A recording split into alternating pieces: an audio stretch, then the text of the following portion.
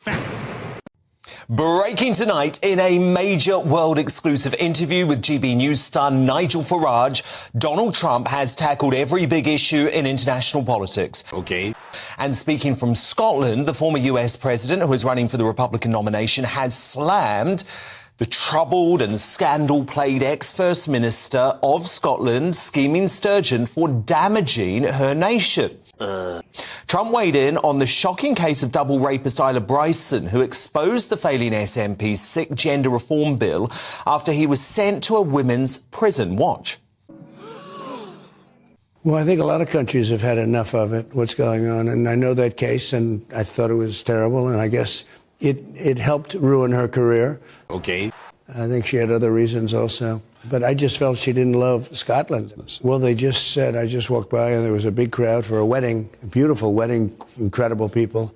And they were not happy with the people that were running Scotland, let's put it that way. They said, run for First Minister, sir, run for First Minister. That doesn't make sense. One of about 20 massive scoops from that fascinating sit-down. So to react now, I'm delighted to be joined by the man behind the extraordinary exclusive interview, Nigel Farage, live from Scotland. And also senior advisor to Trump's presidential campaign, Jason Miller. So look, Nigel, we've got lots to unpick here, but can we start with Scotland? Because obviously this is a huge scandal. What's going on in Scotland at the moment. Most of the mainstream media in the UK seem to want to ignore what's going on. So it's very significant, isn't it, to see Trump talking in this way about the failed regime of Nicola Sturgeon. Well, look, I mean, 3 weeks ago we had Sleepy Joe spending 4 days in Ireland because his great-great-grandparents left there in 1840. But hey, I'm Irish, despite the fact Biden's an English name and he's got relations in Surrey. Donald Trump has a lot more Scotland in him than Joe Biden has Ireland in him. Fact. He clearly admired and loved his mother, Mary McLeod, hugely. She was a West Coaster, of course, Western Isles. And that was why Turnberry was the most appropriate place, I thought, to meet him. Okay, I'm listening. You have my attention. He cares a lot about Scotland. This is the first American president, possibly in decades, that really cares about the relationship with the UK. And it's there within him at an emotional level. Make no mistake about any of that. So that was a lie. I thought what he said about Sturgeon was interesting. Basically, what he's saying is that her actions were against the interests of Scotland. Okay. That Scotland became a place that, rather than put money into, people took money out of. That was said with great passion. He was fairly neutral about the new First Minister, but then he doesn't really know him very well. I did remind him of one or two of the quotes. But no, I thought the stuff he said on Scotland was very powerful, very interesting. And let me tell you. Okay, I'm listening. You have my attention. This Turnberry Hotel, golf and spa complex, in the height of season, employs 500 well-paid people. Without it, goodness know where this coastline would be. So, this is really important stuff. Okay. And the idea that a First Minister wouldn't encourage someone like Donald Trump to invest, rather want to have a fight with him the whole time, I thought he highlighted that pretty well.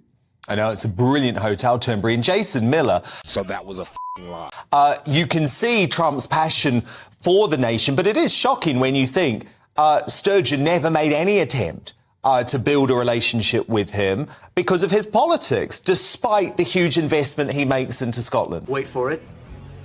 Here it comes. No, Dan, you're exactly right. And we have a phrase here in the U.S. that everything woke turns to, well, I'll say rubbish, so Ofcom doesn't smack down our good friends at GB News. But what I was really struck by is not just the kinship between President Trump and Nigel, which was just a great thing to watch unfold on camera. Okay. But the affinity that President Trump has for not just Scotland and England, but the UK overall. And if you live in the UK and you're concerned about the relationship with the US, if you're concerned about the safety and the need to work together to deter those who are threatening both the UK and the US, then President Trump showed that the relationship between the two countries will get much better if he's back in the White House. Well, indeed, because Trump also gave us a reminder of the special relationship that could have been as he directed very warm words towards the former Prime Minister, Boris Johnson. Watch. I liked him so much, I still like him, but he really went a little bit on the liberal side. I mean, he all of a sudden became an environmentalist, and I'm talking about probably in a negative way, too much. I said, wait a minute, wait a minute. Wait, first of all, you're not going to speed past that like you didn't just say what you just said. Look, we all want to protect the environment. Nobody does more than I do. I do a lot of jobs. Look at this. This was done environmentally so incredible. Turnberry, Aberdeen. But something happened. He changed. What? And a wonderful guy. He's a friend of mine.